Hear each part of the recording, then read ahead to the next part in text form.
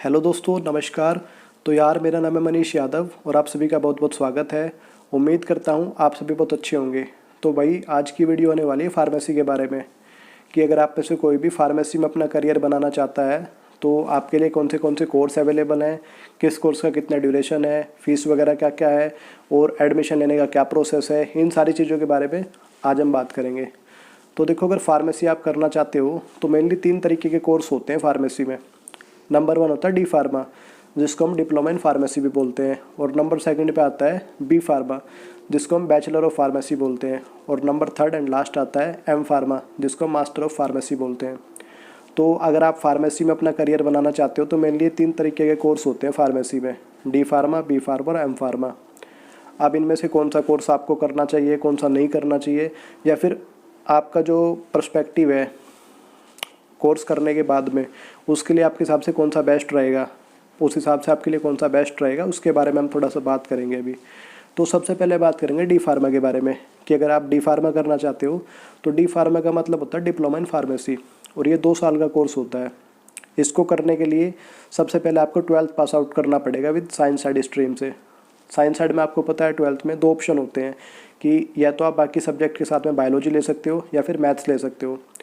तो आपने किसी से भी 12th की हो साइंस साइड से, चाहे आपके पास मैथ्स हो या बायोलॉजी हो, तो दोनों से ही आप डी फार्मा में एडमिशन ले सकते हो, उससे कोई दिक्कत नहीं है। बस साइंस साइड आपका होना ज़रूरी है और मिनिमम आपके 12th में 45% मार्क्स आने भी ज़रूरी हैं। तो अगर आपके 12th में 45% मार्क्स आए हैं और आपने साइंस साइड से 12th पास आउट किया है तो आप डायरेक्ट डी फार्मा में एडमिशन ले सकते हो। एडमिशन लेने के लिए दोनों ही तरीके के कॉलेज अवेलेबल हैं, गवर्नमेंट भी और प्राइवेट भी। अगर आपको प्राइवेट कॉलेज में एडमिशन लेना है तो सिंपली आपको कॉलेज में जाके अपना एडमिशन करा लेना है प्राइवेट कॉलेज में। तो और अगर आपको गवर्नमेंट कॉलेज में एडमिशन लेना है डी फार्मा में तो उसके लिए आपको एंट्रेंस एग्ज़ाम क्रैक करना पड़ेगा, जो कि हर कॉलेज स्टेट वाइज अपने एंट्रेंस एग्ज़ाम हर साल कंडक्ट कराते हैं। तो पहले आपको उस एग्ज़ाम का फॉर्म फिल करना पड़ेगा, उसके बाद आपको एग्ज़ाम देना पड़ेगा। उसमें जितने आपके नंबर आए हैं उस हिसाब से आपकी मेरिट लगेगी कॉलेज में, तो उसके हिसाब से आपको एडमिशन मिलेगा गवर्नमेंट कॉलेज में। तो बाकी प्राइवेट में तो आप 12th आपने पास आउट किया और आपके 40-45% नंबर हैं अगर 12th में, तो आप डायरेक्ट कॉलेज में जाकर एडमिशन ले सकते हो। कोर्स की ड्यूरेशन मैंने आपको बताई थी, 2 साल का होता है। और अगर बात करो इसकी फ़ीस की तो फ़ीस आपको पड़ेगी लगभग 1 से सवा लाख रुपये के बीच में 1 साल की, यानी कि लगभग 2 से सवा 2 लाख रुपये के बीच में आपका डी फार्मा कम्प्लीट हो जाएगा दोनों ही साल का। और फीस ये कॉलेज की फ़ीस है जो आपको कॉलेज में पे करनी है। उसके बाद जो आपका आने जाने का खर्चा आ रहा है, जो आपका कन्वेंस चार्ज है या जो आपका खाने पीने का खर्चा, कपड़ों वगैरह का जो है, वो सारी चीज़ें अलग है, वो इसमें इंक्लूड नहीं है। फ़ीस केवल कॉलेज के जो आपको कॉलेज में पे करना पड़ेगा, लगभग 2 से सवा 2 लाख रुपये आपके टोटल लग जाएंगे डी फार्मा करने में। अब बात आती है कि अगर आपने डी फार्मा कर लिया, आपके पास क्या क्या ऑप्शन है मार्केट में, क्या क्या कर सकते हो आप उसके बाद। तो देखो, डी फार्मा आपको करना पड़ेगा, पहले आपको 2 साल तो पढ़ाई करनी पड़ेगी। उसके बाद 3 महीने की आपकी होती है इंटर्नशिप। डी फार्मा कंप्लीट करने के बाद इंटर्नशिप होती है आपको, या तो किसी फार्मेसी में होगी या फिर होगी किसी आपकी हॉस्पिटल में। वो कोर्स पूरा करने के बाद कॉलेज वाले आपको भेजते हैं, या तो किसी फार्मेसी में भेजेंगे या हॉस्पिटल में भेजेंगे। और 3 महीने इंटर्नशिप कंप्लीट करने के बाद में आपका फिर अप्लाई कर पाओगे आप अपने लाइसेंस के लिए, और उसके बाद आपका एक लाइसेंस इशू हो जाएगा एज अ फार्मासिस्ट। तो अब आपके पास आपकी डी फार्मा की डिग्री भी है और आपके पास एक फार्मासिस्ट का लाइसेंस भी है। अब आप क्या कर सकते हो, तो अब आपके पास 3-4 ऑप्शन अवेलेबल हैं। या तो आप किसी फार्मेसी में जाके, किसी मेडिकल स्टोर पे जाके या किसी हॉस्पिटल की फार्मेसी में जा कर के जॉब कर सकते हो अपनी डिग्री और अपने लाइसेंस के बेस पे एज अ फार्मासिस्ट। या फिर आप किसी मेडिकल स्टोर में अपना लाइसेंस रेंट पे दे सकते हो। मान लो आपको अपना करियर चेंज करना है या आप कहीं बाहर जा रहे हो, आपको कुछ और काम करना है और आपके पास ये डिग्री है डी फार्मा की और लाइसेंस भी है, तो आप इसको किसी मेडिकल स्टोर पे रेंट पे दे सकते हो। मान लो किसी को मेडिकल स्टोर करना है और उसके पास अपना लाइसेंस नहीं है खुद का, तो वो आपका लाइसेंस लेके अपना मेडिकल स्टोर चला सकता है, बदले में आपको रेंट देगा लाइसेंस का। या तो दूसरा काम ये हो गया, या तीसरा और सबसे बढ़िया काम ज़्यादातर लोग करते हैं कि आप अपना खुद का एक मेडिकल स्टोर खोल सकते हो। तो ये चीज़ें आप कर सकते हो डी फार्मा करने के बाद। ज़्यादा ऑप्शंस आपके पास नहीं होते, या तो अपना खुद की दुकान खोल सकते हो, या एज अ फार्मासिस्ट आप किसी भी फार्मेसी में जाकर, हॉस्पिटल की फार्मेसी हो या ऑन रोड फार्मेसी हो, मेडिकल स्टोर हो, कहीं भी जाके आप एज अ फार्मासिस्ट जॉब कर सकते हो। या फिर अपने लाइसेंस को आप रेंट पे दे सकते हो, या फिर अगर आपको आगे पढ़ाई कर रहे हो तो आप बी फार्मा या एम फार्मा वगैरह अपना कर सकते हो। तो ये तो होगी डी फार्मा की बात कि अगर आपको डी फार्मा करना है तो ये सारी चीज़ें हैं। अगर आपको बी फार्मा करना है यानी कि बैचलर ऑफ फार्मेसी आपको करना है तो उसके लिए कैसे कैसे क्या क्या प्रोसेस है उसके बारे में बात कर लेते हैं। अगर बी फार्मा आपको करना है तो एलिजिबिलिटी क्राइटेरिया तो आपका सारा कुछ सेम ही रहेगा डी फार्मा वाला।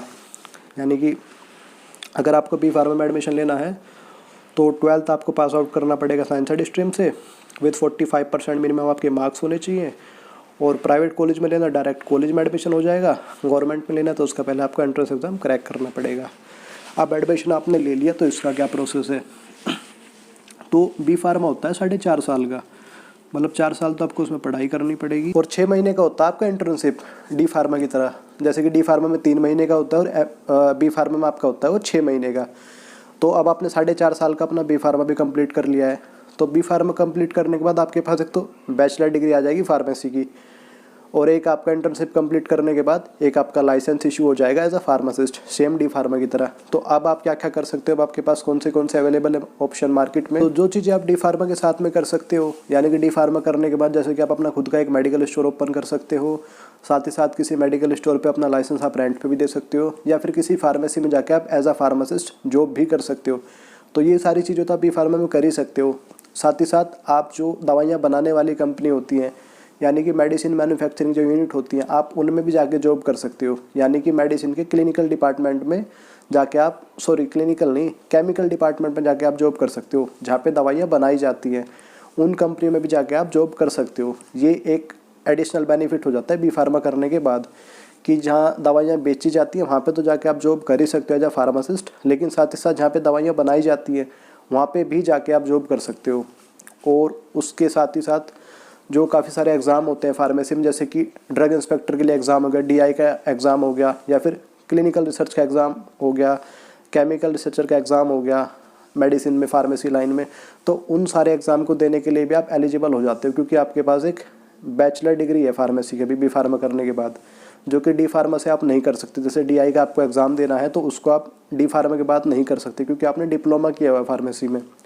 लेकिन बी फार्मा करने के बाद आपके पास ये एक बैचलर डिग्री होती है फार्मेसी की, जिसकी वजह से आप जो DI का एग्ज़ाम है या और भी काफ़ी सारे एग्ज़ाम होते हैं फार्मेसी लाइन में जिनके लिए आप एलिजिबल हो जाते हैं एग्ज़ाम क्रैक करने के लिए, उनकी प्रिपरेशन करके आप DI वगैरह के लिए भी उस पोस्ट पे भी जा सकते हो बी फार्मा करने के बाद। तो ये थोड़े से एडिशनल बेनिफिट होते हैं बी फार्मा में, क्योंकि आपने लगभग 2.5 साल का टाइम ज़्यादा दिया होता है इसमें डी फार्मा के कंपेरिजन में।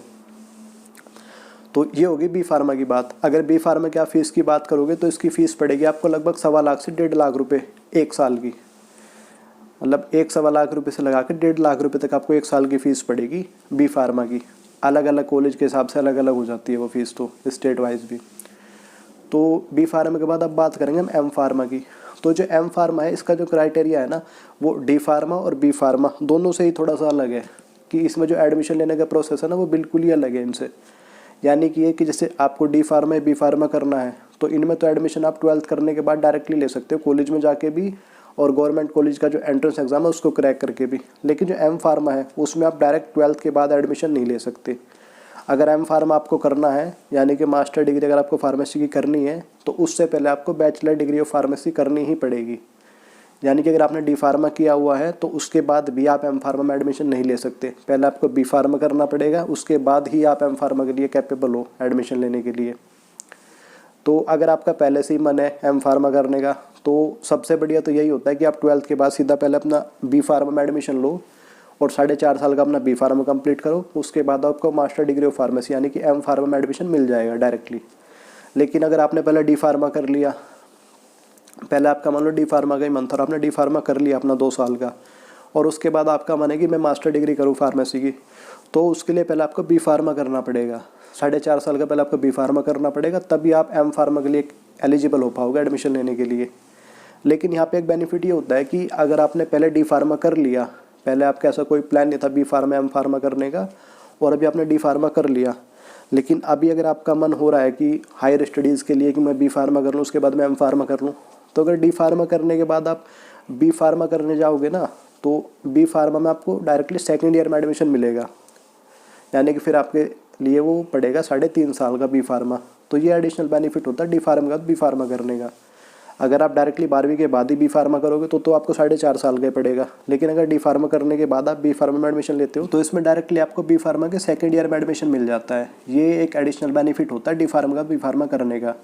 यानी कि पहले अगर आपने डी फार्मा कर लिया और अब आप बी फार्मा करने जा रहे हो एम फार्मा करने के लिए, तो आपको डायरेक्टली बी फार्मा के सेकेंड ईयर में एडमिशन मिल जाएगा, क्योंकि आपने D pharma diploma in pharmacy पहले ही किया हुआ है। तो अब मान लो आपने डी फार्मा के बाद बी फार्मा किया, फिर एम फार्मा किया, या आपने 12वीं के बाद तुरंत पहले अपना बी फार्मा किया, उसके बाद आपने एम फार्मा किया।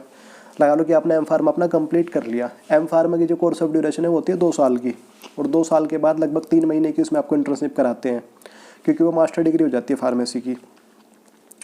जो एम फार्मा की फ़ीस है वो पड़ेगी आपको लगभग 1.5 लाख रुपये 1 साल की। फ़ीस बी फार्मा की सिमिलर ही होती है एम फार्मा की भी, 1.5 लाख रुपये, 1,60,000 रुपये, थोड़ा बहुत ऊपर नीचे इतनी होती है, लगभग 1.5 लाख रुपये 1 साल की। और 2 साल का आपका कोर्स होता है एम फार्मा का। तो एम फार्मा करने के बाद आपके पास आ जाते हैं मास्टर डिग्री ऑफ फार्मेसी, कि फार्मेसी का एक तरह से जो पूरा कोर्स होता है वो आपने कंप्लीट कर लिया।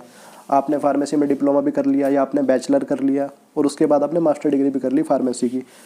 अब आपके पास कौन से ऑप्शन अवेलेबल हैं? एम फार्मा करने के बाद आपके पास सारे ही ऑप्शन अवेलेबल हैं। फार्मेसी में जो भी कुछ हो सकता है ना, वो आप सारा कुछ कर सकते हो। आप अपना खुद का मेडिकल स्टोर भी खोल सकते हो, अपना licence as a senior pharmacist किसी मेडिकल स्टोर पे, किसी अच्छी फार्मेसी में रेंट पे भी आप दे सकते हो, और आप किसी फार्मेसी में, किसी हॉस्पिटल में कहीं भी आप जॉब कर सकते हो। लेकिन यहाँ पे आपकी जो जॉब लगेगी ना, वो एक अच्छी पोस्ट पे लगेगी आपकी job. As a normal pharmacist आपकी जॉब नहीं लगेगी। आपकी जॉब लगेगी या तो किसी जो बड़ी बड़ी कंपनियाँ होती है दवाइयाँ वगैरह बनाने की, आप मतलब क्लिनिकल डिपार्टमेंट में या फिर केमिकल डिपार्टमेंट में जा सकते हो मेडिसिन के, जहाँ पे दवाइयाँ बनाई जाती हैं। तो वहाँ पे आपका काम दवाई बनाने का नहीं होगा, वहाँ पे आपका काम होगा जो लोग दवाई बना रहे हैं ना उनको गाइड करने का आपका काम होगा मेनली। एम फार्मा करने के बाद आपकी अगर जॉब लगती है कहीं पे, तो बाकी जो DI वगैरह की जॉब है, DI की या फिर क्लिनिकल रिसर्च की, केमिकल रिसर्चर की, इनकी जो जॉब है उनके लिए भी आप एलिजिबल हो। मतलब जो कुछ फार्मेसी में हो सकता है, जितनी पोस्ट वगैरह होती हैं उन सब के लिए आप कैपेबल हो जाते हैं एम फार्मा करने के बाद, क्योंकि वो मास्टर डिग्री है आपके पास फार्मेसी की। और मान लो आप जो मैन्युफैक्चरिंग यूनिट होती है मेडिसिन की, अगर वहाँ पे आप जॉब करोगे तो जो लोग वहाँ पे ऑलरेडी दवाइयाँ बना रहे हैं उनको आपको गाइड करने का आपको काम मिलता है मेनली, कि कौन सी दवाइयाँ कैसे बनाई जाएगी, कितना टेम्परेचर में मेंटेन करी जाएगी, कौन से केमिकल का यूज़ किया जाएगा, टेम्परेचर मेंटेन कैसे करना है, कंपोजिशन में कैसे मेंटेन करना है, SR क्या होता है, ER क्या होता है, XR क्या होता है, इन दवाइयों की सारी फॉर्म वगैरह, उन चीज़ों के बारे में गाइडेंस करने का आपका मेनली नॉर्मली काम होता है वहाँ पे। तो ये थी बस आज की वीडियो फार्मेसी के बारे में, D pharma versus B pharma versus M pharma, कि अगर आप फार्मेसी करना चाहते हो तो ये कोर्स आपके लिए अवेलेबल है, कि इसका कितना ड्यूरेशन है, कैसे आपको एडमिशन मिल जाएगा, इन सारी चीज़ों के बारे में मेनली बात थी आज की वीडियो में। आई होप वीडियो आपको अच्छी लगी होगी। और ऐसे और भी बहुत सारे वीडियोस देखने के लिए आप नीचे दिया हुआ रेड कलर का सब्सक्राइब का बटन दबाकर मुझे सपोर्ट कर सकते हो। और मिलते हैं कुछ टाइम के बाद एक नए टॉपिक के साथ। तब तक के लिए आप सभी अपना ख्याल रखें। बहुत बहुत धन्यवाद।